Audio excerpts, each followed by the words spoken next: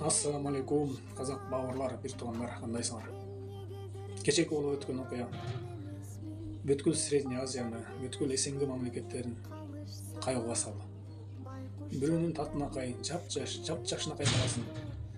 Зөкірлер мұқағатшылық тұрды, ата енесінің көзінше өлтіріп кетішті.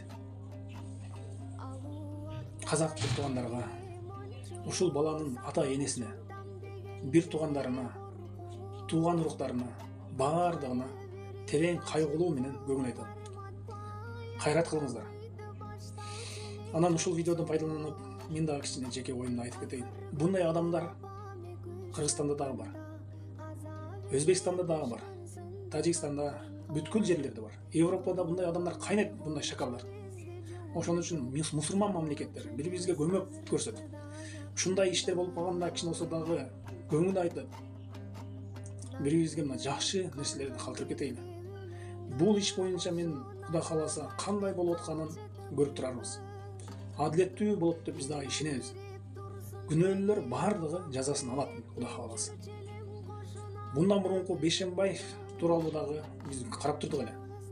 Сотуна чейин көрүп, камалганга чейин көрдүм эле. Адилеттүү чечим болду деп ишендик. Буну дагы Кудай кааласа адилеттүү чечип берет деп ишенебиз.